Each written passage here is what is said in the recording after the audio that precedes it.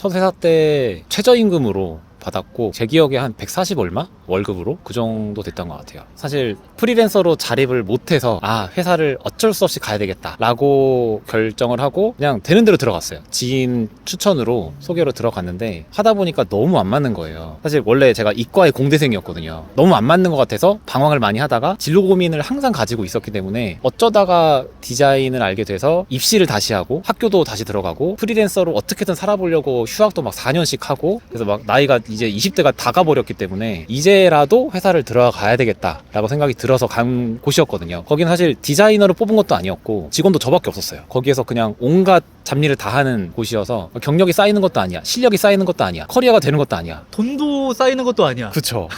게다가 제 윗분이랑 둘이 거의 일을 해야 되는데 이분이랑도 너무 안 맞는 거예요. 이분은 항상 열이 많으신 분이시고 저도 처음 하는 일이라 버벅대고 안 맞는 일이니까 또 잘하지도 못하고 못 견뎌서 어떤 뭐 구체적인 사건이 있었던 건가요? 제가 못 견딘 게 제일 크긴 한데 이제 끝나고 뭐 술자리 이런 거 하잖아요. 그러니까 제가 술도 못해요. 제가 막내로 들어가서 다 제 뒤치락거리 하고 막 건배 막 이런 것도 하고 그런 자리들이 저도 힘든 거죠. 공감이라던가 교류 이런 것도 전혀 없고 일적으로나 감정적으로나 뭐 하나 이제 그게 없고 아무래도 디자이너로 졸업을 했는데 경력을 쌓아가야 되잖아요. 근데 이거는 뭐 디자이너로 몇 년 차도 아닌 거예요. 그래서 이제라도 디자이너라는 직군에 들어가서 경력을 쌓아야 되겠다라고 생각을 한 거죠.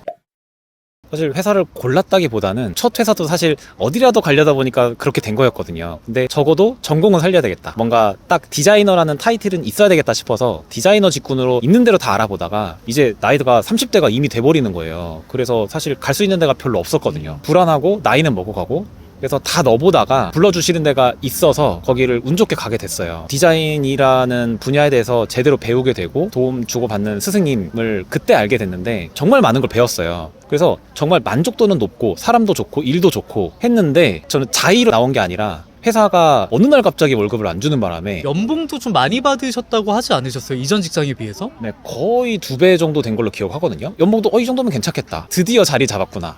했는데 갑자기 월급이 안 나오니까 이게 무슨 일이지? 얘기가 있던 것도 아니고 해명이 있던 것도 아니고 조용히 월급이 안 나왔어요. 그냥 네, 한 달, 두 달 넘어가니까 이제 사람들이 분위기가 이상해지는 거죠. 웅성웅성하죠. 네, 그래서 뭐 나중에 알게 된 사실이 글로벌 회사다 보니까 한국 팀이 있고 해외 지사가 있는데 위 사람들끼리 뭔가 트러블이 있던 거예요. 재정이 끊긴 거예요. 이게 말이 안 되는 거거든요. 그러니까요. 갑자기 네. 재정을 끊어버려도 되는 건가요? 그러니까 그런 권한이 해외 사람들한테 있다는 것도 사실 좀 희한하고 한국 대표가 힘을 전혀 못 쓰는 것도 이상하고 그것 때문에 우리는 아무 손도 못 써보고 그냥 월급이 끊기는 것도 웃긴 거예요. 네. 그때 또 많이 느꼈던 게 디자인을 할 수 있는 저랑 팀장님은 그래도 밖에서 일이라도 했어요. 어떻게든 외주라도 내가 간단하게 할 수 있으니까. 네. 근데 그나마 그런 능력도 없는 분들은 이제 막 그냥 식당 알바를 나가든지 막 이런 식으로. 뭔가 내 전문 직종이랑 상관없는 곳에서 돈을 벌 수밖에 없는 거죠, 사실. 네, 그렇죠. 내가 나를 먹여 살릴 수 있는 능력이 그래서 너무 필요하구나. 회사에 의존하면 안 되는구나. 그리고 회사라는 조직이 아무리 좋아 보여도 어느 순간에라도 이게 하루아침에 없어질 수 있구나 라는 걸 너무 많이 느꼈죠. 제가 나오고 나서 프리랜서 생활을 좀 했어요. 외주를 하면서 조금 버텼는데 원래는 제가 프리한 삶을 꿈꿨거든요. 근데 왜 이게 안 됐냐면은 핵심적으로 저가 경쟁이라는 것 때문에. 그러니까 이게 디자이너들이 특히 그렇긴 한데 대부분 자기의 기술이 있고 경력이 있고 실력이 있는데도 경쟁이 너무 심하잖아요. 클라이언트가 나를 선택하게 만들려면 나는 이렇게 저가로 가능하다라는 거 어필을 해야 되니까. 실력으로 승부하려고 해도 나보다 잘하는 사람이 너무 많아. 가격을 깎아도 더 싼 사람들 얼마든지 있어. 그러니까 답이 없는 거예요. 개미지옥 아니에요? 그쵸. 그러니까 저도 이런 상황에 놓이니까 애매한 디자이너가 애매한 실력과 경쟁력 가지고 나오니까 프리랜서 시장에서 살아남을 수가 없는 거죠. 운이 좋게 조금 몇만 원짜리 뭐 10만 원짜리 20만 원짜리 이렇게 하다가 이걸로는 안 되겠다. 나이를 더 먹어감에 따라서 더 불안해지잖아요. 사실 우리가 대학생 때 만약에 외주를 해서 10만 원 벌었다 몇만 원 벌었다 하면은 그거는 정말 나이스한 건데 사실 현실적으로 우리가 30대가 되고 했는데 한 달에 비정기적으로 10만 원 20만 원씩 들어오는 게 내 주 수입원이라고 한다면 불안할 수밖에 없는 거죠. 안 그래도 저는 입시도 다시 하고 휴학도 오래 하고 나이를 남들보다 더 많이 먹었기 때문에 경쟁력이 더 떨어지는 거예요. 그러니까 나이가 먹어감에 따라 경쟁력이 더 강해져야 되고 실력이 키워져야 되고 뭔가 커리어가 쌓여야 되는데 저는 나이가 먹어감에 따라 경쟁력이 더 없어지는 거예요. 내가 지금 갖고 있는 거는 이전 회사에서 배웠던 UI UX 딱 그거 하나가 있는 정도였던 거죠. 그렇죠. 뭐 아예 못할 건 아니지만 이걸로는 미래를 설계할 수가 없다. 늦었지만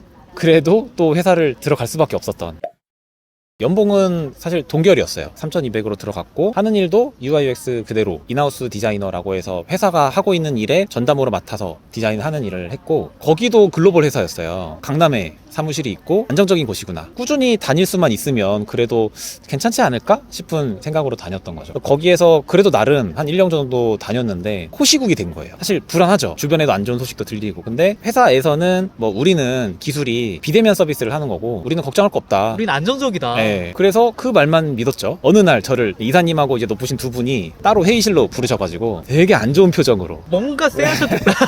네, 굉장히 뭔가 심상치 않은 분위기로 우리 생각은 안 그런데 투자자들 생각이 조금 다른 것 같다. 무슨 말인지는 알겠는데 제 개인적인 입장에서는 그때 1년을 채워서 이제서야 막 이제 미래 설계를 하려고 하는 타이밍에 또 나는 여기를 그만두게 되면 다시 1년을 또 언제 또 어디를 알아봐서 나는 지금 안정적인 삶을 만들어야 되는데 네. 그런 상황이 도저히 안 되는 거죠. 그렇죠. 상황을 보니까 저 혼자 나가는 거더라고요. 뭐 그 전에 뭐 나간 사람들 있죠. 근데 그 네. 타이밍에 나가는 사람들은 저 하나였던 거예요. 그러니까 이게 IT 기업이니까 개발자는 핵심 인력이 또 제 윗사람 디자인 팀장을 보낼 수는 없고 하는 일이 많으니까 그러니까 만만한 사람이 사실 저 하나였던 거예요. 그래서 그때 많이 느꼈던 게 나는 언제라도 대체될 수 있는 사람이구나. 내 위치에 있는 사람은 얼마든지 부를 수 있구나. 그걸 느끼게 되면서 아 내가 살아남으려면 나여야만 하는 이유를 만들어야 되겠다. 대체되지 않는 존재가 되어야 난 살아남을 수 있구나. 그걸 그때 많이 느꼈죠.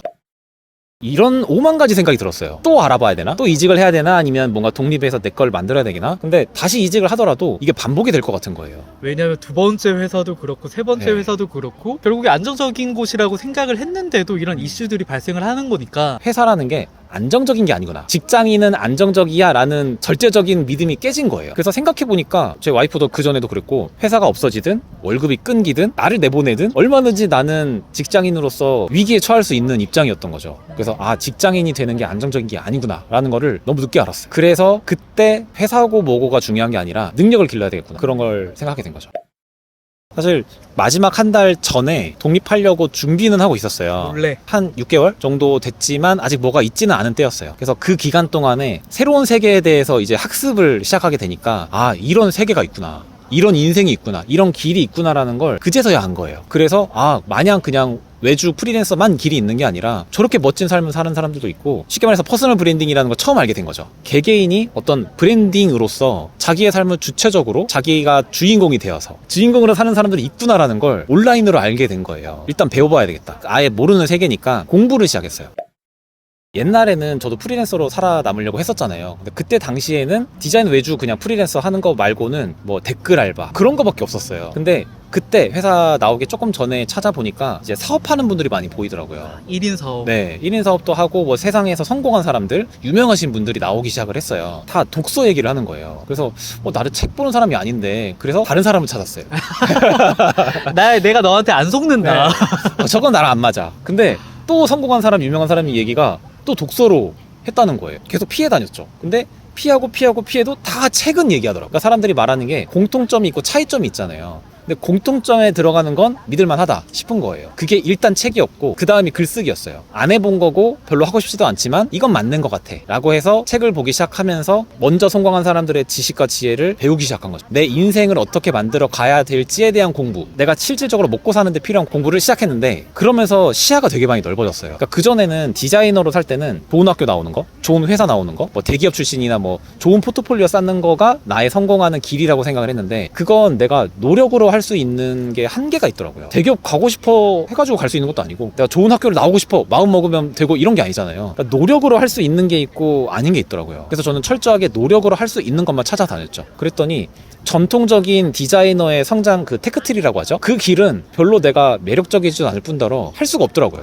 지금 이미 나는 틀어졌어. 네. 네. 내가 디자이너로서 재능이 특별한 것도 아니야. 실력이 뛰어난 것도 아니야. 일찍이부터 커리어를 착실히 쌓은 것도 아니야. 그러다 보니까 흔히 말하는 무슨 디자이너라는 길은 내 길이 아닌 것 같은 거야. 근데 그 길만 있는 게 또 아니구나. 각자의 자기 일을 하는 사람들은 각자 다른 모습을 하는데 자기가 주인이 돼서 자기의 정체성을 가지고 가치관을 가지고 자기의 일을 하더라고요. 그래서 아 나의 일을 해야 되는구나. 디자인은 외주잖아요. 대부분이. 그러니까 남의 일을 하는 거예요. 근데 다 성공하고 행복하고 멋지게 일하는 사람들은 자기 일을 하더라고요. 그걸 되게 많이 느꼈어요. 나의 일을 해야 되는구나. 내가 주체가 돼야 되는구나. 그러려면 어떻게 해야지 또? 처음에는 비즈니스에 대해서 어느 정도 알아야 되겠더라고요. 그러니까 디자인은 디자이너 입장에선 하나의 상품이잖아요. 근데 사업에서는 마케팅도 해야 되고 브랜딩도 해야 되고 정말 많은 것들을 해야 되더라고요. 근데 아는 게 없으니까 그러니까 내가 지금까지 해온 게 아닌데 네. 그동안 회사가 대신 해줬던 것들을 내가 전혀 모르니까 덜렁 그냥 디자인 하나 하는 것 가지고는 자립이 안 되더라고요. 그래서 그때 느꼈던 게 경제적으로 독립할 수 있어야 되고 경제적으로 자립을 해야 되는 거다. 내가 스스로 살아남을 수 있는 힘을 길러야 되겠다.